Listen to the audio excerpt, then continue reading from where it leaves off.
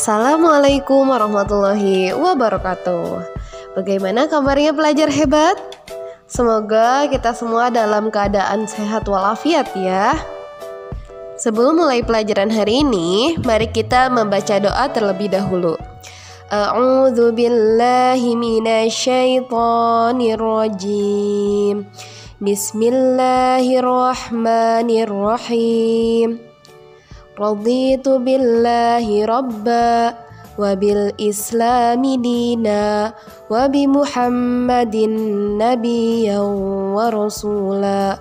Rabbi zidni ilma warzuqni fahma birahmatika ya arhamar rahimin. Pada pertemuan kali ini kita akan membahas tentang gemar beramal sholih dan berbaik sangka kepada sesama. Manusia diciptakan oleh Allah Subhanahu wa Ta'ala sebagai makhluk sosial, di mana setiap individu membutuhkan individu yang lain. Oleh karena itu, sikap tolong-menolong, menghargai sesama sangat dibutuhkan dalam keberlangsungan hidup bermasyarakat. Nah, jadi kalian harus berhati-hati dan berbuat, berkata dan berprasangka, sehingga kita mampu memilih dan memilah mana yang perbuatan yang baik dan yang buruk. Tahukah kalian apa yang dimaksud dengan amal soleh? Untuk mengetahui pengertian amal soleh, mari perhatikan firman Allah dalam Quran Surat Al-Asr ayat 2-3 berikut ini.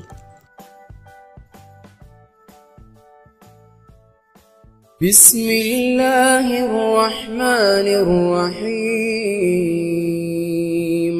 Wal 'asri innal insana lafi khusr illa alladhina amanu wa 'amilus solihat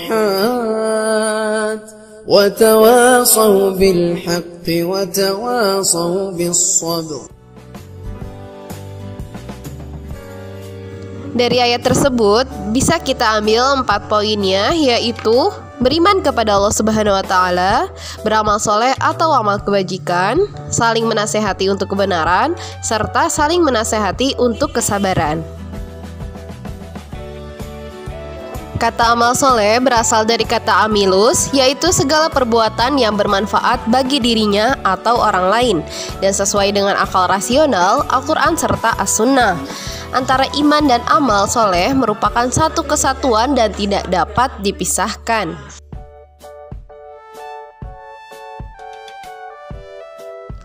Seseorang yang beriman tanpa diikuti amal soleh, maka keimanannya tidak ada artinya. Sebaliknya, amal soleh tanpa didasari iman yang benar, maka amalannya tidak ada nilainya di hadapan Allah.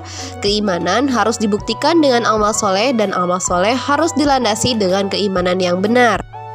Setiap amal baik ataupun buruk, meskipun sangat kecil, tetap akan mendapatkan balasan yang adil dari Allah Subhanahu wa Ta'ala. Hal ini sesuai dengan firman Allah dalam surat Al-Zalzalah ayat 7-8. فَمَنْ يَعْمَلْ مِثْقَالَ ذَرَّةٍ خَيْرًا يَرَهُ وَمَنْ يَعْمَلْ مِثْقَالَ ذَرَّةٍ شَرًّا يَرَهُ.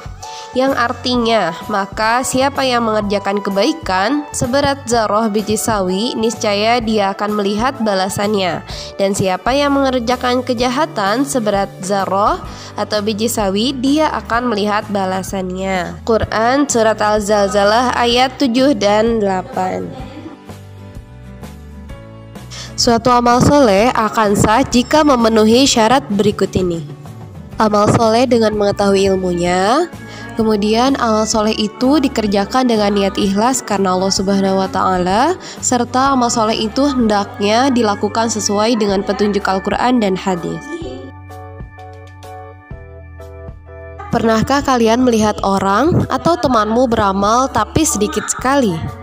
Janganlah kalian meremehkannya atau menghinanya karena sedikit amalnya, sebab nilai sebuah amal tidak semata-mata tergantung banyak atau sedikitnya, tapi juga terletak pada keikhlasannya.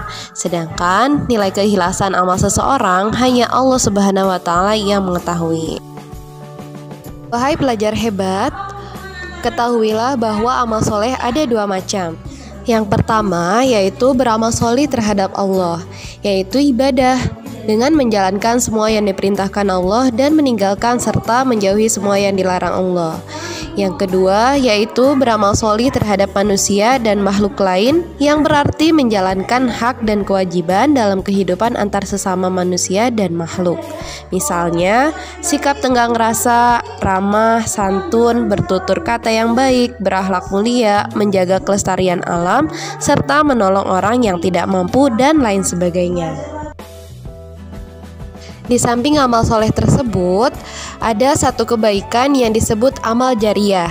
Amal jariyah yaitu amal kebajikan yang dilakukan secara ikhlas dengan mengharapkan ridho Allah dan mendatangkan pahala bagi pelakunya meskipun ia telah meninggal. Rasulullah bersabda, apabila salah seorang manusia meninggal dunia, maka terputuslah segala amalannya kecuali 3 perkara: sedekah jariyah, ilmu yang bermanfaat baginya, dan anak solih yang selalu mendoakannya. Hadis riwayat Muslim.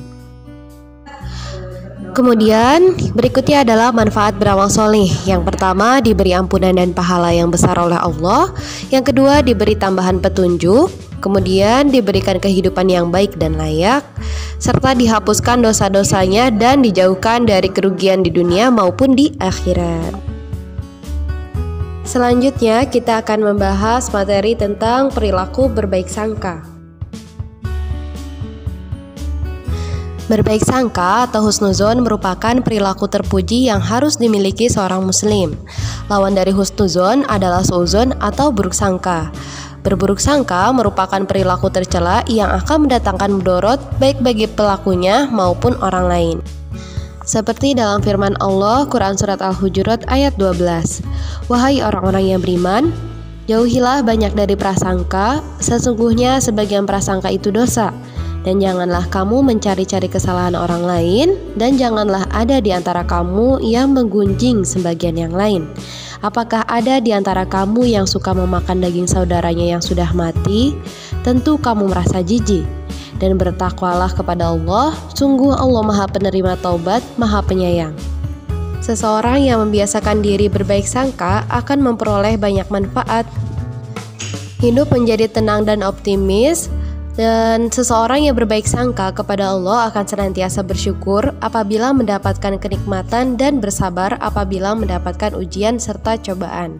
Hal ini akan menjadikan hidupnya tenang dan penuh optimis. Alhamdulillah, materi kita sudah selesai. Untuk tugasnya, silakan kalian membuat review materi atau catatan-catatan tentang materi ini. Semoga bermanfaat. Mari kita membaca hamdalah. Alhamdulillahirabbil alamin. Wassalamualaikum warahmatullahi wabarakatuh.